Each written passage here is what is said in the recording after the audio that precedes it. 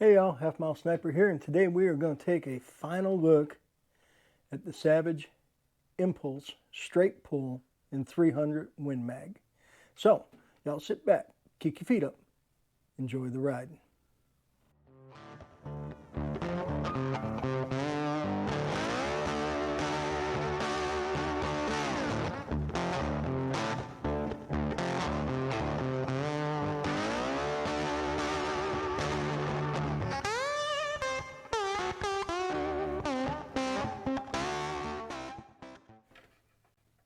So my buddy's Savage Impulse in 300 Win Mag, we did some testing with it.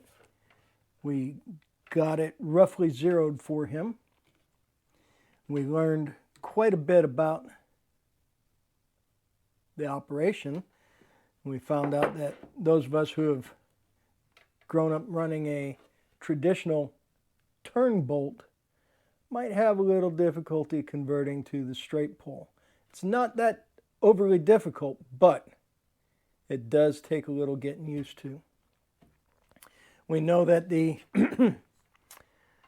the Remington 180 grain rounds, the core locked, shot the best out of this, both from a cold barrel and from a hot barrel.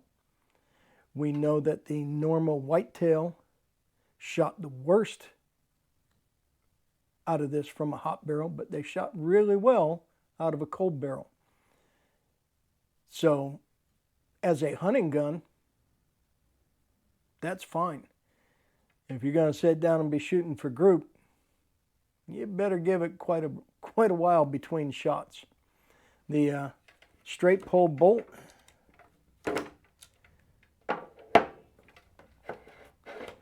comes out super easy, and we're going to take a quick look down the bore. We're going to see if we have any appreciable wear where the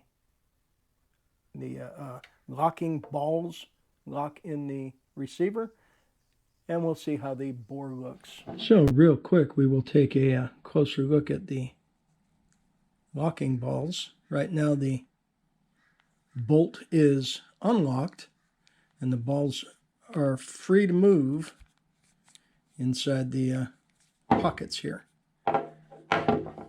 Give me a second and we will lock that bolt. With the bolt locked, all 6 balls are standing out to their extreme. These lock into a groove right in here in the barrel extension.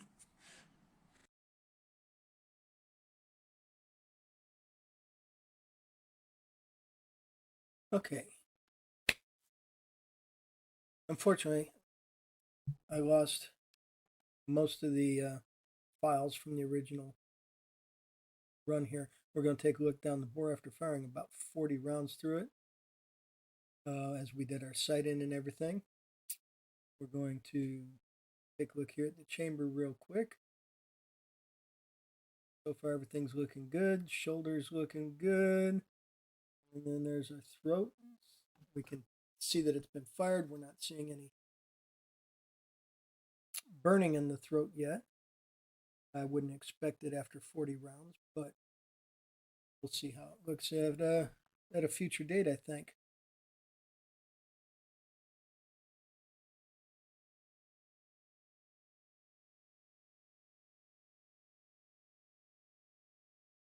And there's the lead. We've got a mix of copper and carbon, just junk. It looks pretty nasty. This is how the bore looked when I first got the gun.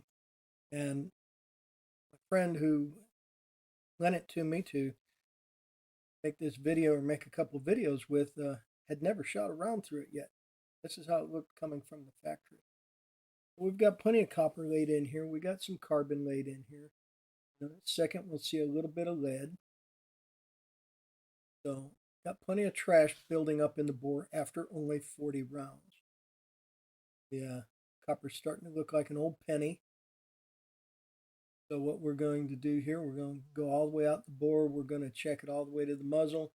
Make sure that there's nothing really funky going on. We see plenty of striations from the rifling button. And then we'll take a look at the muzzle here in a minute, make sure the crown looks okay. Based off the way this gun shot, I don't expect to see anything wrong at the crown. Yeah, that looks really nasty. That was so much nicer when I had the actual commentary as I was looking and cleaning, but lost those files. Here we are at the muzzle. Everything looks good at the muzzle. So what we're going to do is we're going to back out and we are going to give it a quick scrub with some solvent. Bring it back after that.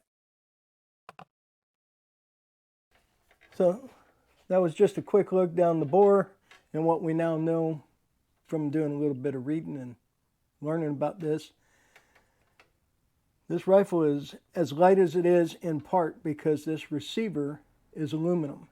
The barrel has an extension on it, much like an AR platform does, and that extension has the groove in which these balls lock into. The bore, now that we put about 40 rounds through it, looks about as dirty as it did coming brand new from the factory. So we're going to take a minute, we're going to clean it up here, we're going to see how much copper and carbon we can clean out of it, and we'll bring y'all right back after that. I have the borescope and we'll take a look at how things are looking as we get it cleaned up. Okay, so here we're going to take a last look down the bore. We've hit it with copper solvent, we've hit it with CLR, we've scrubbed it, we've patched it. There's a little bit of copper left in it, but that's to lay a base to help smooth the bore out. Everything else is looking really clean and ready to go. Hope the owner's happy.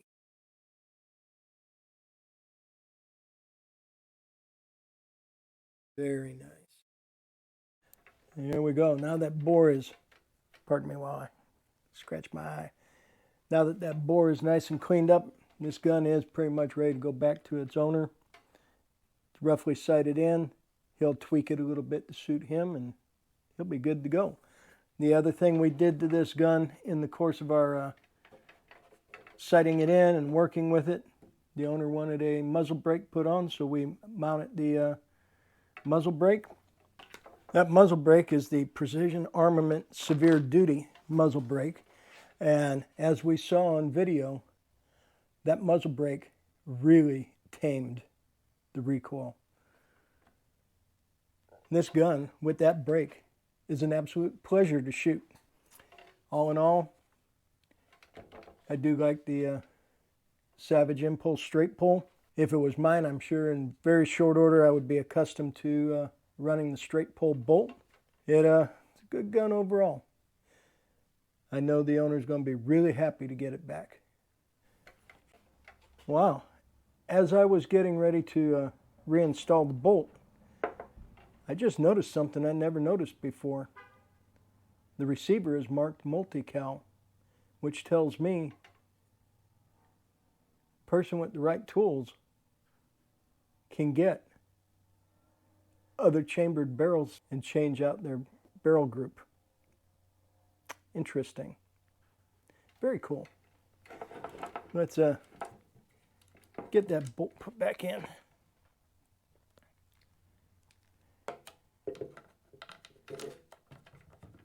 All we have to do is line up the groove and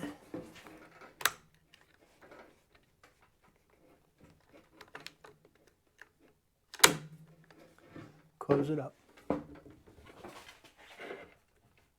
that is the Savage Impulse straight pull and 300 Win Mag. And once again, I'd like to remind all of y'all that I really appreciate y'all hanging out with me and watching and liking and commenting. And when we have the premieres and the live chats, those of y'all that hang out there, thanks so much. Members of the Halfwits crew, thank you too. This has been a fun gun to shoot. But time to move on to other things. So, once again, I like to remind y'all, carry everywhere you can. If you need a CCW, by all means, get one. If you're in a constitutional carry state, there is no reason not to be carrying. You are your own protection. With all that being said, till next time, it's Half Mile Sniper. Y'all stay safe, keep shooting, and we'll catch you later.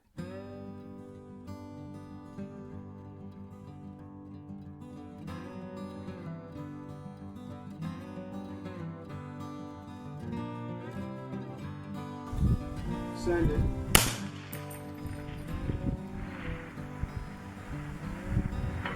Hit.